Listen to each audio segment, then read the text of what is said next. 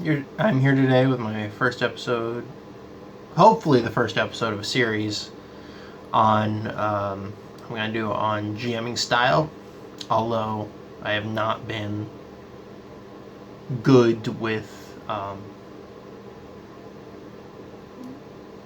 following through with series on this channel before. I have, counting this, 5 videos on tabletop RPGs and 2 series. One which I completely abandoned, and the other which took a few months for me to put out a part 2, and then unlisted it, and then a few months later came out with a actual finished it. So I don't know. Hopefully, I have a lot to say on this, but I don't know how much I can say on this one. But I think this, in particular, miniature play versus theater of the mind play, or more, how theater of the mind play is being pushed under the rug. Really, I can. That's the syllabus of the, or not. That's the thesis statement of this video, and I can talk about it, but a lot more topics than I have specific breadth, not depth, for that series, just in my head. So yeah, let's talk about what is miniature play versus what is theater of the mind play. Tabletop games, as anyone who's watching my videos should know, came from board games, or not board games, miniature war games, i.e., two player miniature war games. Usually 2 players, can be more. Have armies of miniatures, like little army men, and they make them fight back and forth, throwing dice and stuff, and slowly less and less, smaller and smaller armies, a group of people, smaller and smaller armies, until that group only had 1 character per player, and I think they had more than 1, but where that group had, what could be considered modern day role playing. Each player was role playing a character or a group of characters, and they would, it became role playing. It was a quick jump, but it went there. Wasn't that quick of a jump. Anyway, and so many early role-playing games were under the assumption, had the rules written and worked under the assumption that you would be playing with miniatures on a battlefield. At least for the combat sections of the game. You would be role-playing your dudes in combat, moving around, basically playing war games, but with significantly less pieces. Theater of the Mind came about later, saying, do you really need... It's a lot easier just to have it in your head what's going on. You don't need the miniatures. You can everyone can kind of picture what's going on. Maybe sometimes the GM has to draw maps and stuff, but just to show everyone, give everyone a picture and say, hey, this is what's going on. But everyone can kind of picture a simple battle in their head and kind of get it. And, really, just leave it in there. And there's room for both. There's room for both kinds of play, definitely. Some things can be easier to wrap your head around with miniatures, but if you just leave a little bit up to, okay, you cannot, with any form of role playing, you cannot get 100% accuracy. I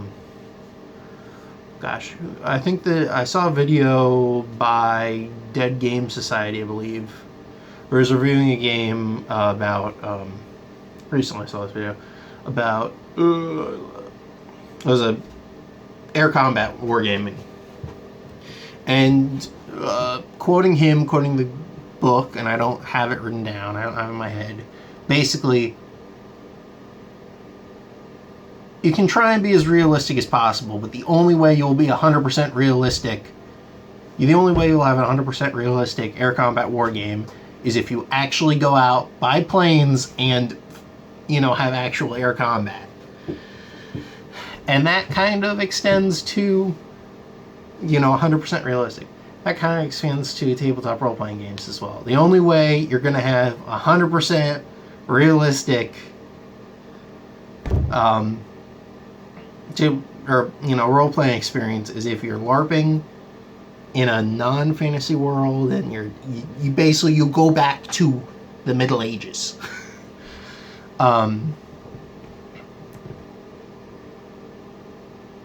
So there's always going to be some abstraction for the sake of rules, or for the sake of simplicity. And if you have to abstract combat away to, these two dudes are fighting, I don't know exactly where they're fighting, but they're fighting, and then there's some other guys back here shooting spells back and forth. Okay. You don't have to know exactly where everything is, just as long as everyone has the same general picture of what's going on, you can make combat work, and it speeds things up a lot. It can be very helpful. It's definitely... There's room for both, but I feel Theater of the Mind is more adept level, almost. It's, more advanced. But, it doesn't really matter. Anyway, the main point of this video is, with all of the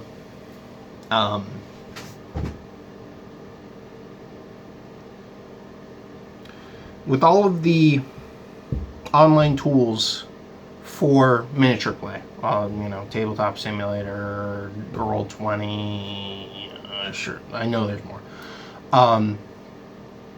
Lots of people are coming in thinking the only way you can do it is miniature play. Whereas even 5e says miniature play is optional, Theater of the Mind is what's recommended. They aren't even, and then everyone's saying, oh, you have to do miniature play. You don't have to do miniature play. Theater of the Mind is just as valid, if not a little more valid.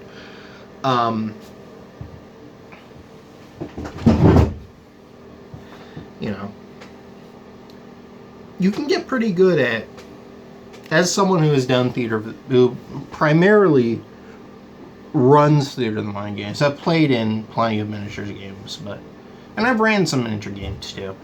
But nowadays, when I run games, I do Theater of the Mind. Even if the game is meant for miniatures, I will run it as Theater of the Mind. Even 4e, even the most miniature game of miniature game, I run as you can kind of think of it in your head, kind of thing. You're about this many squares away. It's not that hard. There is a little bit of a learning curve of getting it in your head, but once you understand how to visualize it and how to explain to the players how you are visualizing it, it is not bad at all. It is a very, very easy thing. I am a lazy GM. So it is much easier for me to explain to the players what's going on than to lay out a map, draw a map, have all the players, and then set their miniatures up, and then me get my miniatures and put my miniatures around. No, it's easier just to, okay, this is what's going on. I have miniatures. I should find those. Didn't cut myself good. Yeah.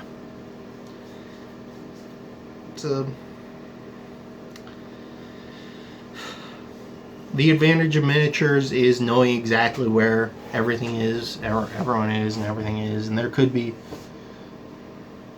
if you have a mapper and you are really confident, the GM is really confident with running games with mappers, and further down this road, this series, I will explain mappers. I guess you could do a miniatures game with a mapper. I'm just thinking of this now, but you really could have the mapper set everything up for you. Give them the miniatures as you're explaining monsters. That might be a little easier. Easier than just running miniatures. I think it's still easier just to do Theater of the Mind, but some players really don't like Theater of the Mind. I had one player in high school. I played with him for a little bit, and then I ran games for him, who really didn't like Theater of the Mind.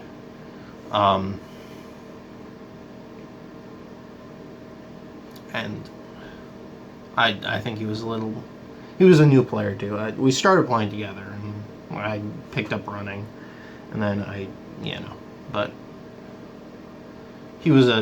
we were both new players, but he really didn't like Theater of the Mind, and use the whole, the game started as miniatures, and we were playing 4th edition, and 4th edition kind of needs miniatures. You can do it Theater of the Mind, but 4th edition is like the game that really leans more into miniatures than not. It's like, you need miniatures. The GM didn't want to do it with the miniatures. We didn't want. Most of the other players didn't care. And then that caused him to leave the game. And then I was like, okay, I'll run a game for you using miniatures and stuff. And it was a pain in the ass, but I did it. Slowed things down a lot. And then down the road, I've never done miniatures. I've never ran a game with miniatures again. I've played in games with miniatures. I just think it slows things down, and it's not fun. I mean, the miniature section of the game is not fun. The miniatures themselves are not fun. The games can be fun with miniatures. Games can be fun with miniatures.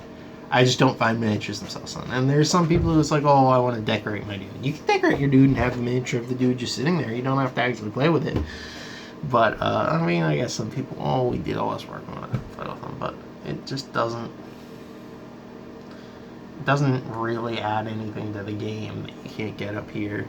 And you can get, you can get a lot more up here than you can get on the table.